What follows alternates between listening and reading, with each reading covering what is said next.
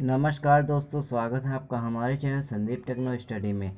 और chemistry class 12 का आज हमारा पांचवा लेक्चर है। बाकी के 4 लेक्चर्स की वीडियो मैंने अपलोड कर दिया है, आप लोग वहां से देख लीजिएगा। आज हमारा पांचवा लेक्चर है। अपने पांचवें लेक्चर की शुरुआत हम लोग शुरू करते हैं। पहले जानेंगे कि आज हम लोग क्या क्या पढ़ने वाले हैं। आज के टॉपिक के बारे में जानेंगे, फिर उसके पूरी तरह से समझेंगे। आज के टॉपिक हमारे क्या क्या हैं। आज का टॉपिक है पहला हमारा, हम लोग अणुसंख्या गुणधर्म में पढ़ रहे थे, उसमें से 2 गुणधर्म हम लोग पढ़ चुके हैं। तीसरा हिमांक में अवनमन है। फिर उसी के अंदर मोलर अवनमन स्थिरांक और मोलर उन्नयन स्थिरांक। मोलर अवनमन स्थिरांक और मोलर अवनमन स्थिरांक, ये नीचे वाला मोलर है, ये मोलर है, मोलर अवनमन स्थिरांक। और फिर उसके बाद हमारा लास्ट आता है परासरण दाब। ये हमारे चारों गुणधर्म होते हैं, तो जिसमें से हम लोग 2 के डिस्कशन कर लिए हैं और बाकी 2 आज हम लोग कंप्लीट कर लेंगे। चलिए शुरू करते हैं। पहला हमारा आता है हिमांक में अवनमन। पहला हमारा क्या आता है? हिमांक में अवनमन। हिमांक में अवनमन क्या होता है? जब किसी द्रव विलायक में, मतलब कि कोई वाष्पशील विलायक में कोई अवाष्पशील विलेय को मिलाएंगे तो उसके वाष्प दाब में जो कमी होगी, उसी के साथ साथ उसमें उसके हिमांक में भी कमी होती है। इसे ही वाष्प दाब, एक बार आपको अच्छे समझा दे रहा हूँ। हिमांक में अवनमन क्या होता है? जब किसी द्रव विलायक यानी कि वाष्पशील विलायक में कोई अवाष्पशील विलेय को मिलाते हैं तो उसके वाष्प दाब में कमी के साथ साथ हिमांक में भी कमी होती है। हिमांक में इस कमी को हिमांक का अवनमन कहते हैं। That's it. ये है हमारी इसकी परिभाषा और ये रहा इसका सूत्र। Delta T F, delta T F हिमांक में अवनमन को प्रदर्शित करता है। इसमें शुद्ध विलायक का हिमांक ज़्यादा होगा, इसलिए शुद्ध विलायक का हिमांक माइनस विलयन का हिमांक करेंगे और उसी का शॉर्ट फॉर्म में सूत्र हो जाएगा डेल्टा टी एफ बराबर T F not minus T F. समझ गए? आगे बढ़ें, चलिए आगे बढ़ते हैं। अगला थोड़ा इसको पॉइंट बना के आप लोग लिख लीजिएगा, इम्पोर्टेंट है ये। प्रयोग द्वारा पाया गया कि हिमांक का अवनमन तनु विलयन में उपस्थित विलेय की मोलर सांद्रता के समानुपाती होता है। ये जो विलयन होता है हमारा तनु विलयन, ये जो हिमांक में अवनमन होता है वो तनु विलयन में उपस्थित विलेय की मोलर सांद्रता के समानुपाती होता है। एक सेकंड, ये समानुपाती होता है।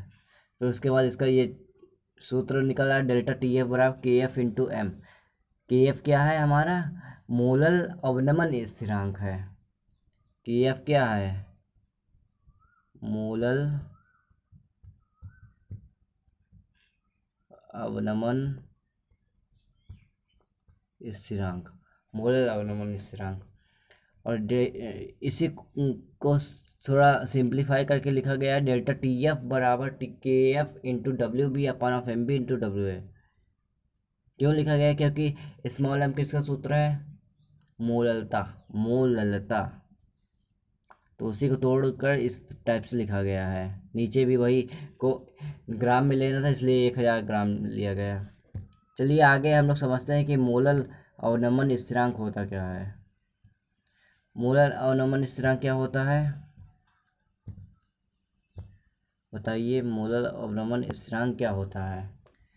किसी विलायक की 1000 ग्राम में किसी अवाष्पशील विद्युत अन अपघट्य का 1 मोल घोलने पर उसकी हिमांक में जो अवनमन होता है उसे उस विलायक का मोलर अवनमन स्थिरांक कहते हैं।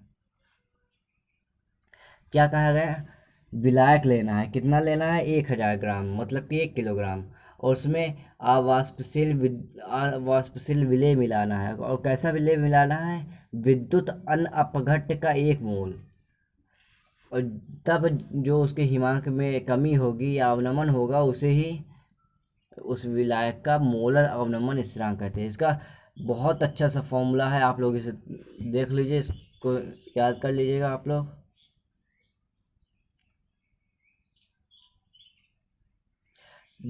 T F not minus T F, वही डेल्टा टी एफ का तो फॉर्मूला है, इसलिए डेल्टा टी एफ भी है बराबर में 1000 के F into W B upon of M B into W है। डब्ल्यू बी क्या है? डब्ल्यू बी है हमारा विलेय का भार, एम बी विलेय का अनुभार, डब्ल्यू ए विलायक का भार। चलिए आगे बढ़ते हैं। अगला हमारा मोलर अवनमन स्थिरांक। मोलर अवनमन स्थिरांक क्या होता है? इसमें कुछ नहीं होता। उसमें मोलर अवनमन स्थिरांक में हम लोग क्या किए थे कि 1000 ग्राम लिए थे, इसमें 1000 ग्राम की जगह हम 100 ग्राम लेंगे। तो हमारा सूत्र क्या बन के आएगा? हमारा सूत्र क्या बन के आएगा बताइए? हमारा सूत्र बन के आएगा, क्या बन के आएगा बताइए? आप लोग बताइए, आप लोगों को पता है तो बताइए क्या बन के आएगा। हमारा सूत्र क्या बन के आएगा? एक सेकंड। हमारा सूत्र बन के आएगा डेल्टा टी एफ बराबर 100 के F into W B upon of M B into W है।